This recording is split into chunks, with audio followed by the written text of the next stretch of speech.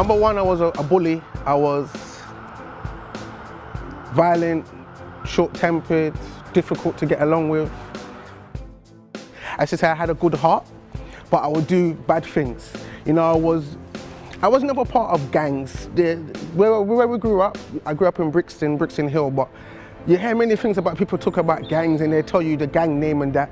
We're never part of a gang. We're just a group of friends, grew up on the estate, and more than anything, it was what led us to crime was boredom, more than anything. One thing led to another, then you have to start walking with knives because the other people are walking with knives now. And you can't be running away all the time. You know, there's only so much times you can run away.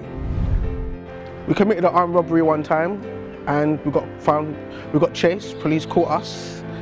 And that was that. It's kind of simple. That was just one of the many robberies that we'd done, and that one I got caught for. I also got caught for a kidnapping, and we went to court, we went to trial, I got found guilty, and I went to prison. I got sentenced to 8 years for the 2 crimes.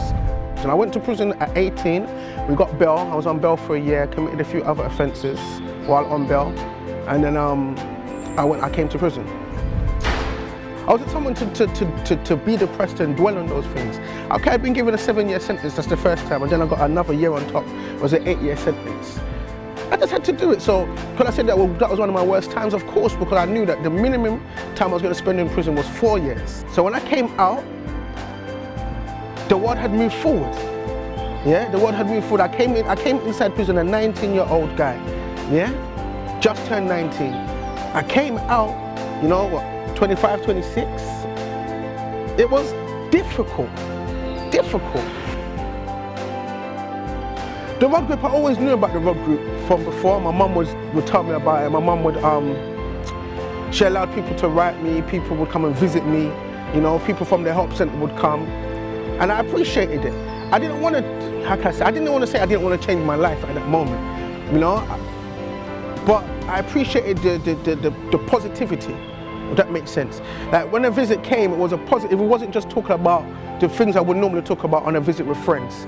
It was, you know, what are you going to do when you leave? What are you going to do when you come out? What are you doing now while in here? Are you trying to better yourself? Are you trying to do something with yourself? You know, there's courses you can take. Have you invested in that? Those are the sort of things I was learning from the road group, from the help centre when they were coming to visit me and things. It was, you know, it was positivity, and you can't say no to positivity. Today I have my business, I'm doing all right, I'm doing well, I'm married, I don't live a life of crime. There's still some unpaid fines that I need to deal with, but other than that, I don't have, you know, anything over my head.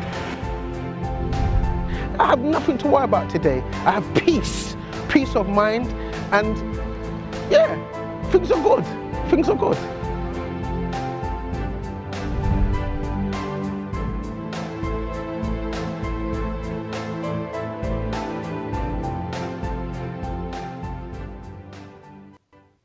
Good evening and welcome to tonight's program. I would like to start tonight posing a question to you, especially you who are a parent and a parent of teenage children. How is your relationship with your child, with your children? Are you struggling right now with their rebelliousness?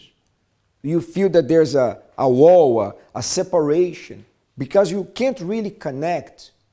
You would love to change the way they act. Maybe your children, grandchildren, the youths, the teenage that you love, that are part of your family, they are involved in things that you don't like. Well, how can you change that? Can a teenager that is involved, we see today teenagers involved in early prostitution, drug dealing, drug abuse, alcoholism, pornography. Can someone, a teenager that is such deeply involved with this kind of issues, with this kind of problems really change? Well, this is what we hope to help you answer. We would like to bring you some answers, or at least shine a light on this situation. If you're struggling with this, keep watching, because tonight's Finding Answers will help you. As part of their development into young adults, humans must develop an identity independent of their parents or family and a capacity for independent decision-making. However, this often leads to the violation of rules, including illegal activity such as drug taking, alcohol abuse, vandalism, theft, or other delinquency. There remains some debate as to whether the causes of teenage rebellion are completely natural or necessary. Some psychologists have stated that the areas in the brain that limit us partaking in risky behaviour do not function the same as in the adult brain. However, teenagers do have the same ability as everyone else to evaluate risks and their own vulnerability to risks. However, increased information and education regarding the consequences of risky behaviour can help young people see how potential rebellious behaviour could cause harm and put emotional pressure on their family. Welcome back. I have with me tonight Victoria. How are you doing, Victoria? Very well, thank you. So tonight's talk is about rebellious teenagers. We know it's a big issue today, probably more than it's ever been before. What would be your initial comments on this issue? What do you have to tell us about it? So rebellious behaviour has always happened with teenagers, and it's actually a very, very natural thing to happen. It's all about them asserting their independence and becoming different people or new people away from their parents. So it is very natural, but obviously it's very distressing for parents, because what we really need to do is support this independence while also maintaining discipline. But problems occur when there are other issues that become involved, such as when a teenager is overly angry or they're holding a grudge against one of their parents, and then they really start to partake in risky behaviour, and that's when problems really start. That's what I would like to pose a question also to you, because I understand they need to, to be assertive, to create their space, right, to prove themselves. But why is it that it's usually doing something negative, going against the parents that most of the time support them, are there for them, took care of them? Why is it that usually it's by turning to something negative that they try to do that? Well, it's interesting, because if you ask teenagers about their teenage years, they'll say that it's not negative. It's the parents that often view it as negative. It can be something like spending more time outside of the house with their friends. So they view that as being very safe. They can stay on street corners with their friends. There's lots of them. They may be shouting and swearing, but they don't see that as a problem. They see that as asserting their independence. Whereas adults hold a more negative view of those things, because they say that they maybe look sinister. They're more likely to do drug dealing. So actually, it really is 50-50. We obviously do have teenagers that do quite risky things, and they do get into drugs and prostitution. But to be honest, most of the time, it could be viewed as not actually being that negative. I understand. Now, you mentioned to me before that it's something that you love to talk about, right? Yeah. So another question. Could we say that many times parents' behavior do contribute to their own rebelliousness of their children? Very much so. Especially, it even starts actually at the age of about 9, particularly with boys, where boys start to try and turn away from, it's called the my little boy syndrome. So mothers love to say, oh, he's my little boy. And it starts to grate with boys at about the age of 9. They want to become more teenagers rather than boys. So they become antagonistic against their parents and even their mothers mainly. And what they do is they then really turn against them, and it becomes very argumentative. Yes, right. And I also believe that sometimes not being fully prepared to be a parent, right? That's very true. If we want to drive, we need to go to school, right? If we want to, become a teacher, you have to get training, right? For certain jobs and positions, you have to get some training. To be a parent, you don't. And sometimes we see, especially today with so many young mothers, young fathers, it's like children having children, and they deal with this situation totally unprepared, and it ends up becoming a big problem. If people are watching us right now and they're struggling with this, Victoria, how can they interact with us at this time of night? So if you'd like to speak to somebody, there's people waiting by the phones right now. The number is 020 7686 6300, or you can send us an email. I'm happy to read that out live on air. I've got my iPad. The email address is help@findinganswers.tv, or you can talk to us on Twitter. Just start your tweet with @findanswers.tv, or search for Finding Answers on Facebook. So, maybe you're watching us tonight, you had a terrible fight at home. You would love to have peace in your house. Of course, that you don't want to have a war in your home. But it's at a point where you simply can't handle. You don't know what else to do. You tried everything that you know, and still the situation is only getting worse. The relationship is getting worse. Maybe your children don't want to talk to you anymore. Maybe they go home for days, and you are there wondering, where are they? What can I do? So if you're in this situation, you can call us. We would love to speak to you on the air. I can speak to you, Victoria can speak to you, okay? We are here for you. You're not alone in this situation. And above all, we believe that God is with you. The hands of God are always stretched out when people want to use their faith and connect with Him. So you can call us 0207 686 6300. And if you don't want to talk to us on the air, there are advisors, that are waiting, standing by to take your call. Shoot us an email. We are here for you. We're going to go to a short break and be right back.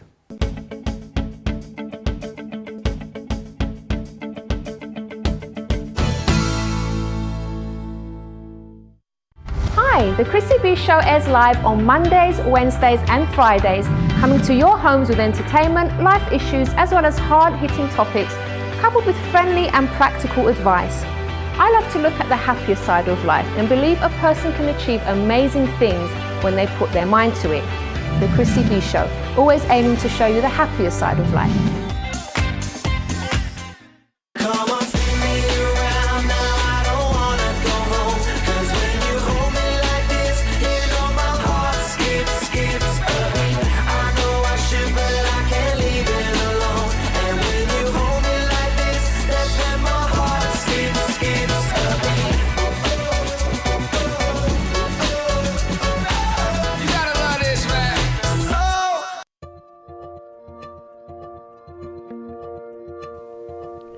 When we want to reach our goals, we research, act, and make sure we know everything there is to know about that topic. We study hard because that is the intelligent thing to do. This is the same for our development as a Christian. The Faith School is designed for those who want a degree in spiritual growth, those who want to separate time to study the Holy Bible and follow God's path for their life. There is no admissions fee and it's suitable for every level of learner. You will learn how to interpret the Word of God for your daily life and become stronger internally. Do you want to find inner peace and spiritual strength? Then this course is for you. The Faith School, every Wednesday at your local UCKG Help Centre.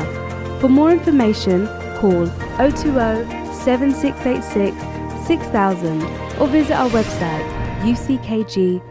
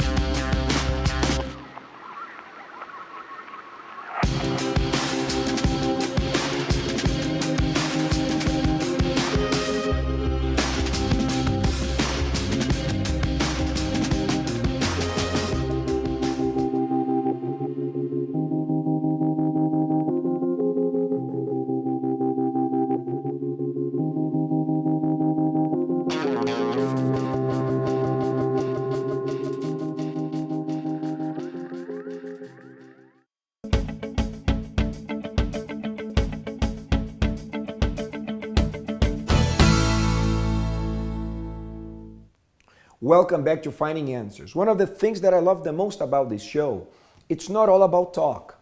I'm here with a special guest. Duquarne is here with us in the studio, right? Duquarne, right? Duquarne, yeah. Sorry, I pronounced your name wrong.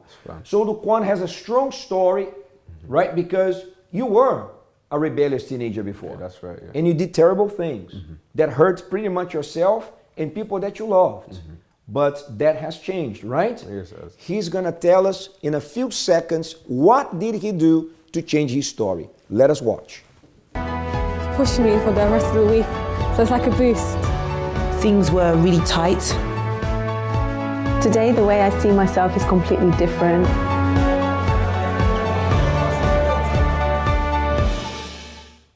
Okay, so Duquarne, tell us, what is the beginning of your story? When did your problems begin? For me, things really began at home. You know, when I was growing up, I grew up with my mum. My dad was around at first. I grew up with my younger brothers and my younger sister.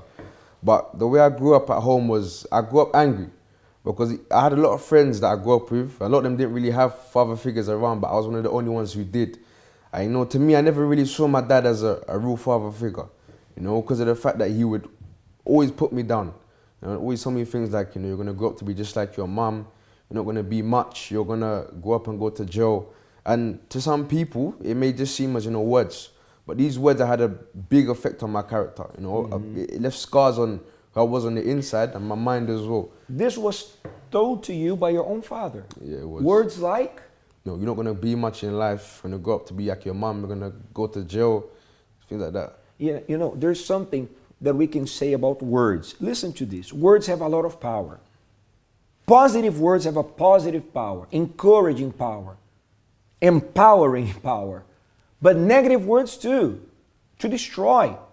You know, according to the Holy Scriptures, God created the earth only through the power of the word. He said, let there be light. There was light.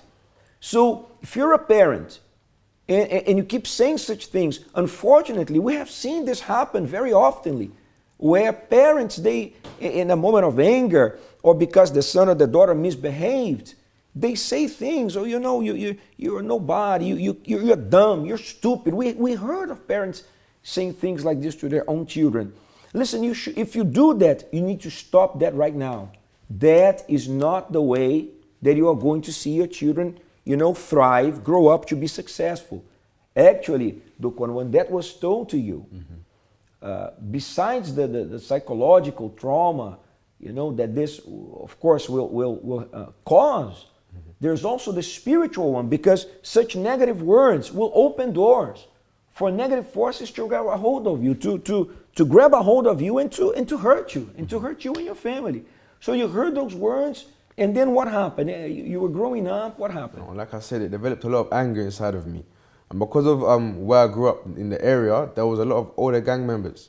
And because I couldn't really look to my dad, I looked to them as an example, as people I want to be like. You know, because they were like the top guys, you know, from when I was growing up. And it really started off with, you know, fighting. Cause where I lived where there was a park as well. So it started off by fighting, you know, people my age. From fighting, it led to, you know, other things as well. Do things like robberies. Not just, you know, robbing of possessions, houses, many different things, you know. It was basically literally one step after the other. So yeah. So the anger led you to fighting. Yeah. Fighting led you to robbing stuff. What else? Tell us more things that this anger led you to do. You know, there was, other than the fighting, I remember even there was a time when I was like, still in primary school, I was like 9, 10. You know, because of the reputation I had, I never really wanted to lose it. And I remember there was a guy who he started on me in primary school. And I remember just, through one of the words that he said, I just remember lashing out on him. And through me lashing out, I couldn't really remember where I was. I could only remember the end of the fight and the beginning. You know, and the end of the fight, I remember myself holding him.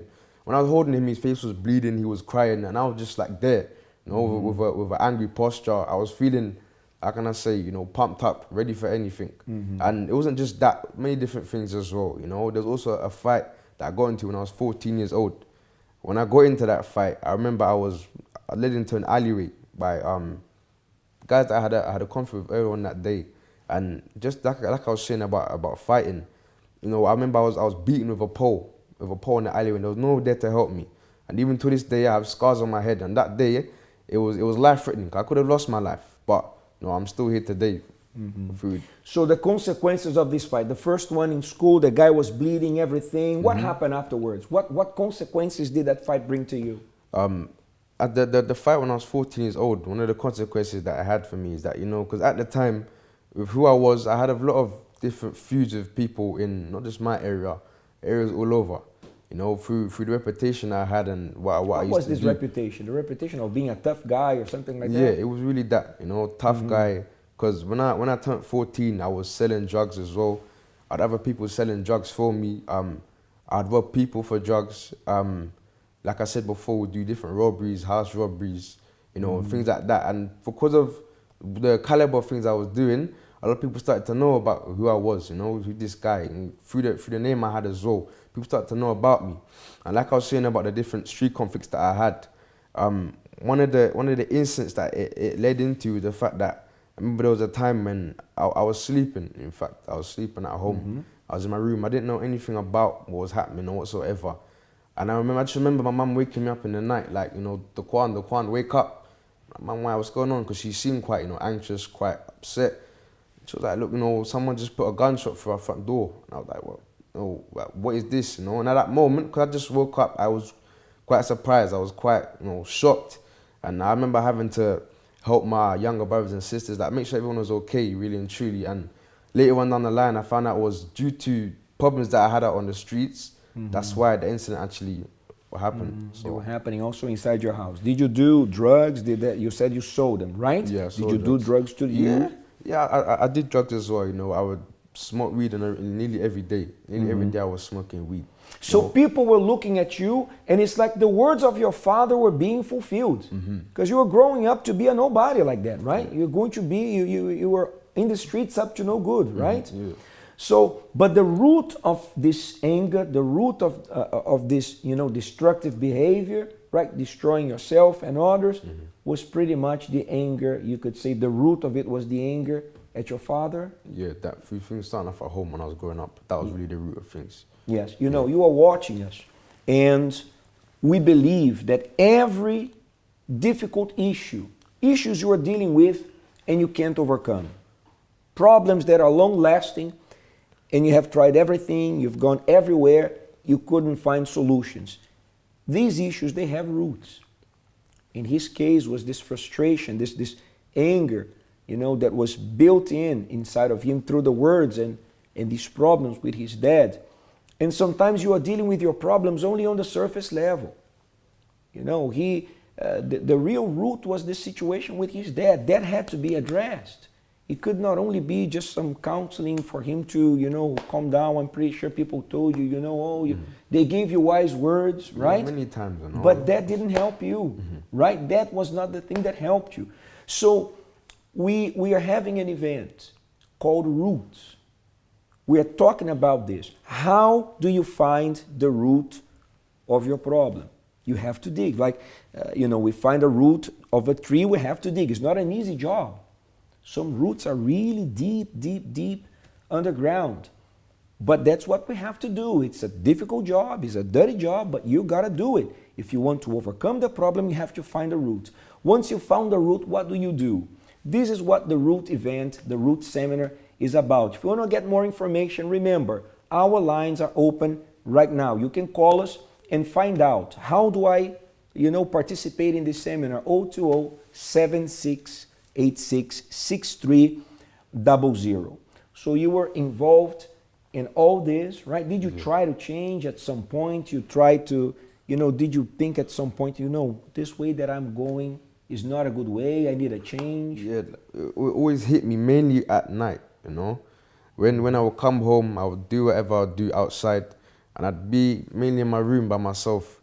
And the thoughts would always come to me, you know, like, where's my life really going? My life isn't going anywhere. I need to change. And even though these thoughts were coming to me that I needed to change, I didn't know how to. Because I looked around me and everybody was doing the same thing. No, everybody was doing the same thing that I was doing. And I couldn't really see anybody who had done what I did or lived the way that I was living and had come out of it. You know, and for that reason, I just thought, you know what, this is how life is going. This is how I'm going to live and this is how I'm going to die. There's this is how it's gonna be for the rest of my life, really. Because that's what you were seeing everywhere, right? It's true. However, today you are no longer like that. No. There was a change. There was it. Right? So, in a moment, Duquarne is going to tell us what did he do to change his life around. We're going to go to a short break, and when we come back with the conclusion of his story.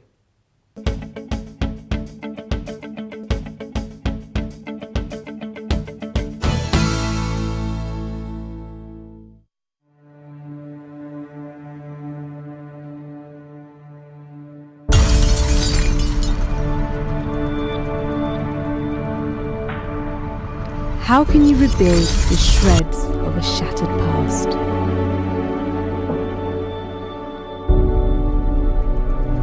Let us help you.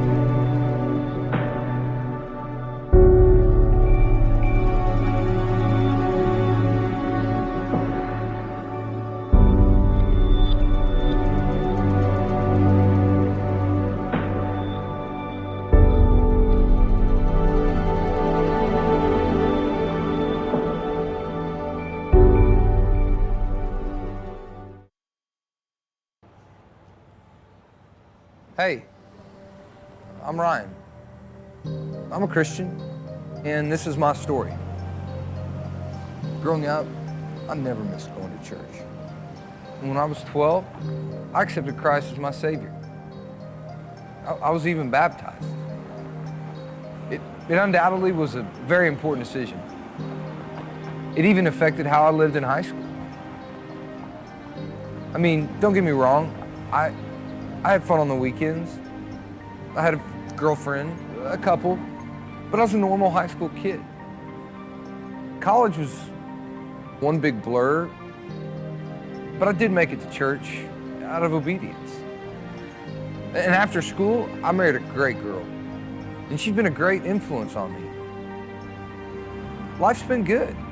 I have a house, 3 kids. I couldn't ask for more. I mean, sure, I worry about my future. I mean, my marriage, it could be better, and I need to spend more time with my kids, but things will be all right. I have my faith. You may not hear me talk about it a lot, but that's just because it's personal. But don't worry for me. My Jesus is real.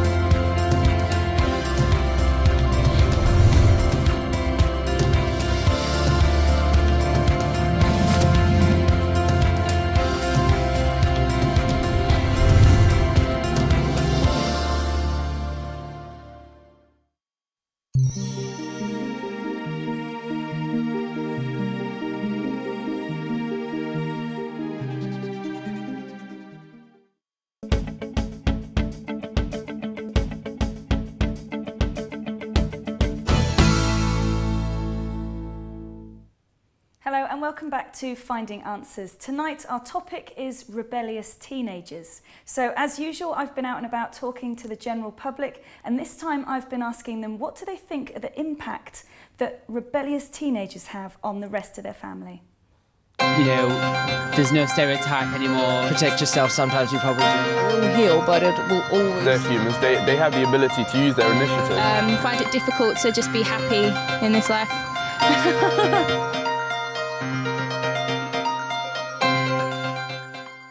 Hi, I'm Victoria Edgecombe, and tonight on Finding Answers, our topic is rebellious teenagers. So I'm going to be out and about asking the general public, what do they think are the impacts on the family of rebellious teenagers?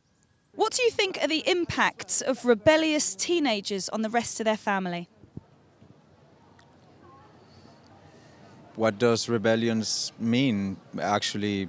If it's like hurting the persons that provide with a well living, then I do not agree. Maybe the basis where the model is established is not the right one. rebellious teenagers usually maybe because they want to rebel against their family's customs and cultures and ways around. And it could be a positive thing. They're finding their own way around. It could also be a negative thing because it breaks down families, and especially if they have siblings, they have negative, what do you call it, what's the word? Negative influence on them, that's it. I think it's a bad effect because it harms the family and stuff, and in the future they start regretting it. But then on the other hand, I think the family should support them, but try and take them on the good path and stuff, and sort of look after them more. Then they wouldn't be doing that, and understand what they're thinking, because the problem with most teenagers is that they don't really speak out much. Like, they just keep a lot to themselves, and then they get depressed and stuff, and then they get upset and start doing bad things. I mean, it definitely has an impact on your family. I feel like teenagers need to have some form of expression, and they need to have their own space. But if you're rebelling against your parents, like in an immature and irresponsible way, it's definitely going to have a negative impact on those that you care about. So very good. This is the opinion of people in the streets. You can also give us your opinion. You can call us right now on the number that appears on your TV screen. You see, a lot of people have, very wise words. Some of them didn't know, much what to say. Others, they were very to the point, very clear. However, maybe even you would have some advice for a parent that is struggling with their, teenage children, or for the teenage children that is not, getting along well with the parents, but what is not working for yourself. So in practical ways, in practical terms, how do we resolve the problem? How can we change? Well, Duquarne, you can talk about it. Yeah. Because you changed, right? Mm-hmm. When did your story begin to change? Really and truly, my story began to change when I was invited to the Help Center, but I didn't just come to the Help Center just as it was. I was invited, I came to the Help Center many times before I actually came and stayed. So you came to the church, right? And you were invited by my grandmother. By your grandmother. She was the one that brought you. Okay, so why did you decide to come? Was it another attempt of, changing? No, to be honest, I knew that it was a church. And through what I've been through in life, for what I've seen, what I heard, I've been through many near-death experiences. And with those experiences, I always knew that there was a God. And the fact that, I've had friends that have died around me. And the fact that I was still here, I always knew that, look, if I'm still here, there's a reason why I'm still here. Mm-hmm. I never knew that reason. And, I decided to come, because I was always being asked to come by my grandmother, to be honest. Right. She always asked me, come with me, because she was one of the only people who really believed in me. With everything I was doing, she was the only one who really said, look, no matter how things are going now, things for you are going to change. And, I did come eventually. And what happened when you came? When I was coming, to be honest with you, I came to one of the youth sessions that was there. And when I came, I remember, leaving the meeting and feeling completely different. I felt a peace on the inside of me, inside of my mind, that I never felt anywhere before. It was something, it was something. On your first visit? On my first visit. Yeah. Even was that unexpected to you? Was that what you were expecting? Not at all, because I remember, the first time I came just to please my grandma, just to get off my case. And even through me coming, like I was saying before, I would smoke weed almost every day. But I remember, leaving the meeting, and the desire I had to smoke, I lost it completely just by the first meeting I came to. Mm-hmm. And for me, that was something like, wow, there's something different about this place. I couldn't tell what it was, but I'm saying to myself, look, this is somewhere I need to be. And this is somewhere that I know that my life can make a big turnaround. But even though I came in the first time, I didn't know, really and truly how it could happen. Mm-hmm. So what else? Did you keep on coming? Right? And you met other people that were like, struggling with the same? Yeah, really and truly, I at first when I came, I would come, like I was saying, to the youth meetings, but I left. Because I didn't really see anybody there that had done what I did and come out of it. So I left. And even when I left, there was another situation where I got myself into, where once again, through me having faith in God, I managed to get out of it. And through me getting out of that experience, I remember saying to myself, look, how long am I going to want to go back and forth for? How long am I going to want to see things the way it is, seeing my family suffering because of how I am, seeing people around me be infected because of the way that I am, really and truly, I don't want to be this person anymore. I don't want to be angry. I don't want to be screwing my face up everywhere that I go, looking behind my back. I don't want to be that sort of person. So I remember coming back to the Help Center. And when I came back, I decided to take things seriously. Take things very serious, because... By taking things very seriously, you mean practice what you were being taught there. Am I right? That's true, yeah. So you decided to put it into practice. I did, yeah. The consequences? Through me putting things into practice, it wasn't easy. Because from where I was coming from, I had my own principles, I had my own values, I had my own way of living life. And that way of living life I had built up for a good 16 years. So for me to break all of that down and take on a new way, it wasn't easy at all. But through me practicing what was said at the Hope Center, I saw changes, but it wasn't changes like dramatic ones all of a sudden. It was step by step. Like I was saying before about me stop smoking weed for the first session I came to, I started to notice also that my tempo was calming down a lot, and to the point where even my friends, family members would see that as well. And through me practicing what was said, I was also able to forgive my dad, because it wasn't something that was easy. Cause I had a grudge against him for all my life, really. But through practicing what was said, I managed to have that courage to actually go to him and say, listen, Dad, no matter how much you hurt me in the past, no matter everything that you've done to me, I forgive you, and I want to be a son to you. I want you to be a dad to me. That was just one of many of the changes that I saw from me putting into practice what was said to me. Yeah. So when you forgave your dad, you dealt with the root of the problem. I did, yeah. Because that's where the issue began, right? Yeah. Well, for the conclusion, are drugs still part of your life? Not at all. No. Violence? Not at all. Alcohol? No. Vandalism? No. Bad behavior at home? No. Who do you live with today? I live with my mum, I live with my 2 younger brothers and my younger sister. And, through the way that I used to be towards them, always being in trouble and with my aggressive mannerism, now I can honestly say that, I'm happy being around my family. They're happy being around me as well.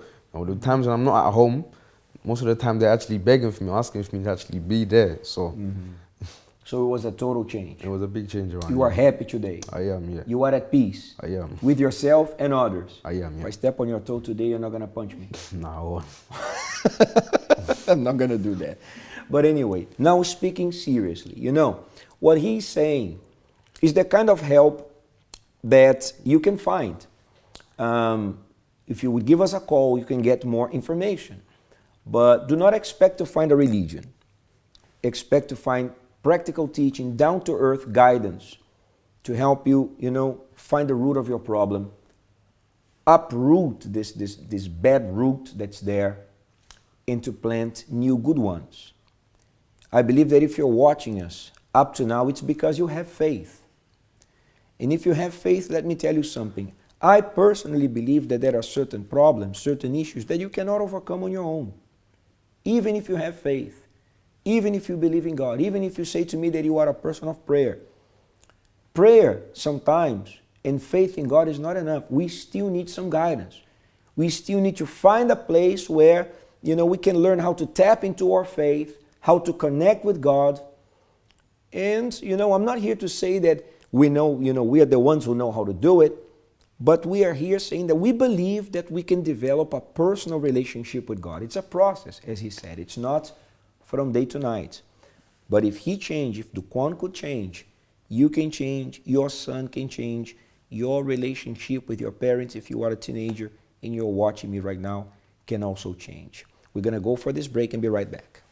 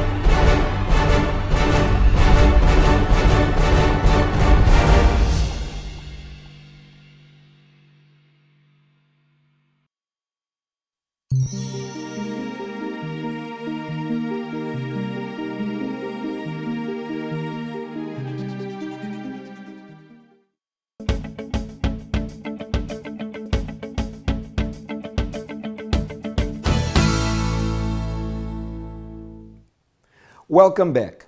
Well, someone has written us, asking for help, got in touch with us. We are going to read this person's letter, this person's question, and help this person right now.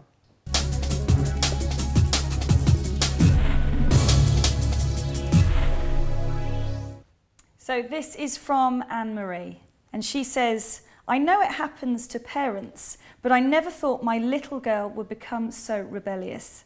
She's such a sweetheart, but lately she's been going to her friend's house while I'm at work without asking, starting fights with me when I ask her to do simple tasks, saying that she hates me and she won't talk to me about anything. She would rather stay in her room during dinner and not eat at all to avoid chats with me. What did I do wrong? I've always told her that I love her. I've always been open with her, and all I ask for is respect and good grades. It seems like right after turning 15, she started acting in this way. Is this normal? I'm very stressed with financial issues and some problems with my husband. I'm trying my best not to show my weakness to my daughter. Right. So, Victoria, from your perspective, what would you say to our friend? What is her name again? Anne-Marie. So what would you say to her? I mean, it's very difficult because we don't obviously know all the situation and the circumstances, but 15 is basically textbook age. So this is typically what psychologists would expect.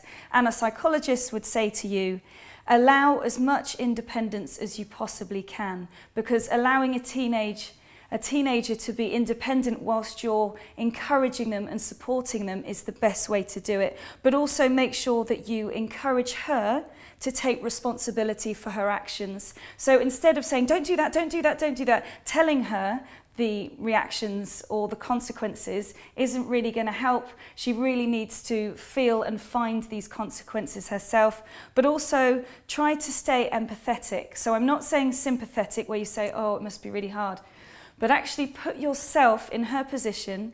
She's been a child, that's all she's known. Now her hormones are telling her, look, I want to become a teenager, I want to be different and separate to my mum. She obviously wants to do things different from you, but also provide calm and clear guidance. Very good. And from a spiritual point of view, I would say spiritual insight, we can't change people.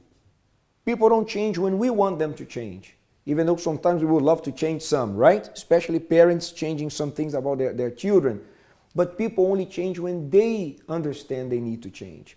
So how can I inspire someone to change? Number one, by setting an example, trying to be an inspiration to that person. Number two, prayer. There are certain things that only God can reveal to someone. I believe in that. So you can pray for her, and also if she's behaving this way, try to find out why. As we were saying in the previous segment, every issue has a root. When we can find the root of the issue, we can understand the problem much better and then elaborate a strategy on, a set of steps to do in order to overcome. So we're going to go to this video and be right back. So, what can parents do to try to avoid teenage rebellion? Try to support healthy rebellion, such as allowing age-appropriate decisions. Try to listen to teenagers and try to answer their questions. Teenagers inevitably have a lot of questions as they are growing up, so answering these questions can help them avoid testing out the answers.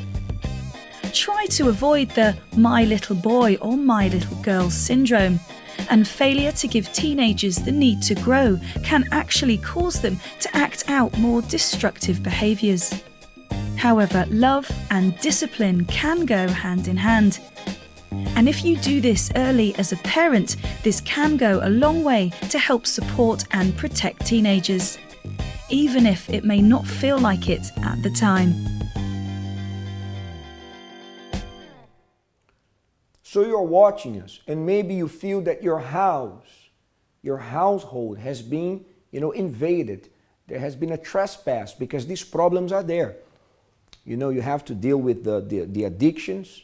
You have to deal with the arguments. You have to deal with the fights. You have to deal with sometimes maybe you're watching us and even the police from time to time knocking at your door, talking about what happened to your son, your daughter, your teenage child.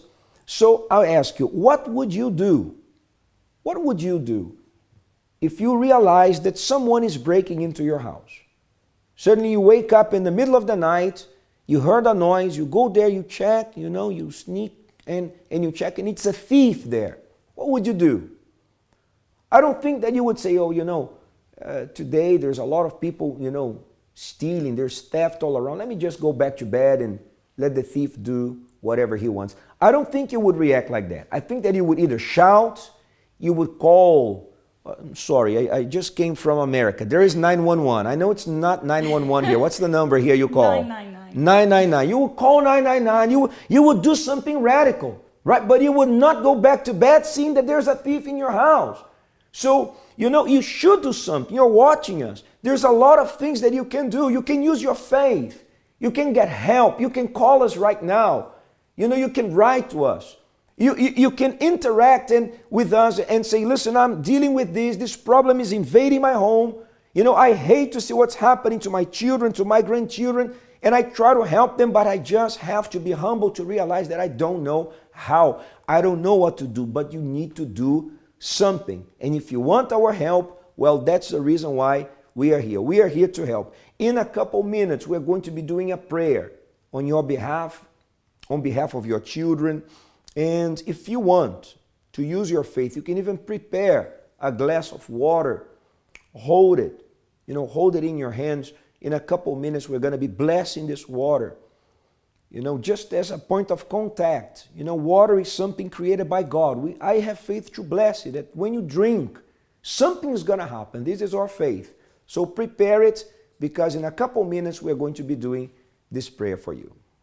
Hello, I'm Jo Frost from TLC's Family SOS, and I wanted to take a moment to answer some questions that have been sent in online. One question that was sent in is about how to effectively discipline teenagers. Yes, most of you are asking this right now, right? This couple's two boys are physically bigger than both their parents, which has led to some difficult situations. So here's the answer to that question. Effective discipline doesn't require size or height. It's about following through on consequences and recognizing what's valuable to your teenagers. They have the privilege to do things, and they lose that right if they can't make decisions that allow them to be respectable. So mean what you say and say what you mean. Do not allow their size to intimidate you, because remember, as parents, you have the authority, so own it. Another parent wrote in whose teenager is acting out, ignoring curfews and so forth, which can be extremely difficult. Getting through to your teenagers means creating an open door so that you can have easy conversation with them. They need to feel that you are someone they can come to. Are they really talking back? Or are they just giving their opinion? Your kids should still be allowed to comment or give their opinion, but with a respectful attitude. Ignoring curfews. Are they arguing that it's too early for their age? Or is your teenager just being defiant? You're going to work it out, because defiance needs consequences. However, overwhelming issues in a teenager's life can also result in the behavior you are seeing. So eliminate any red flags, drugs, alcohol, bullying, peer pressure, so that emotionally you can get to the bottom of their behavior, letting them know you are there to help them and also help them problem solve. So these are very helpful, smart, intelligent tips from from an expert, right? Our friend Super Nanny. It's a different show now. But anyways, maybe you even know what you can do to improve or to change the situation in your house, but you lack the strength. That's where faith comes in. Faith jumps in, to give you the strength, to empower you to achieve things that you cannot achieve by yourself. And in this moment, we would like to join faith with you and pray with you.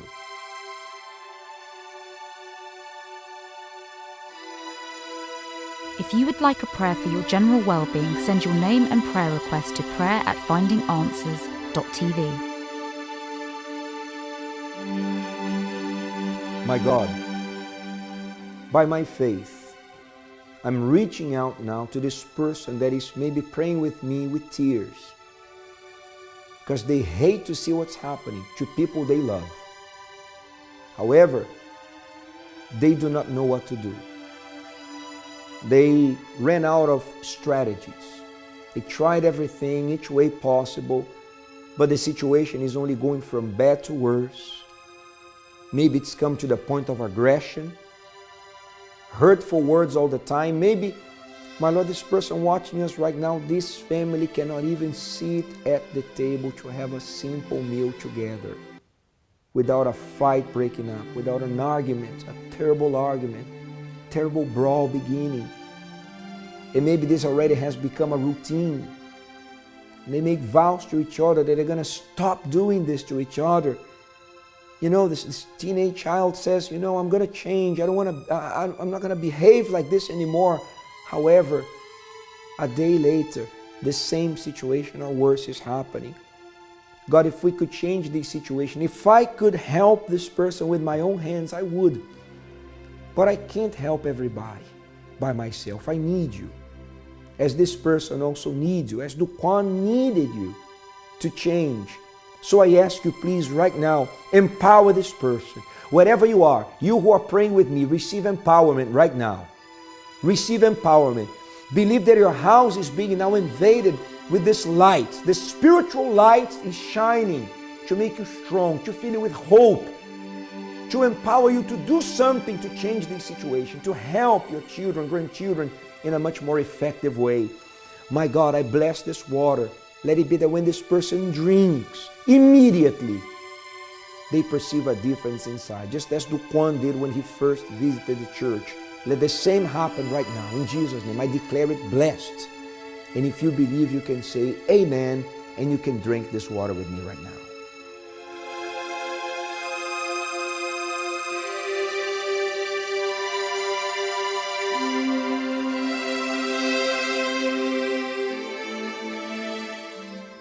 Well, we are coming to the end of tonight's Finding Answers, and I hope we have helped you. I hope we have answered some of your questions, or at least shed a light on some of your doubts and issues. You can still call us, write to us. We are here to help. Tomorrow, we're going to be back here at the same time, same channel. Good night.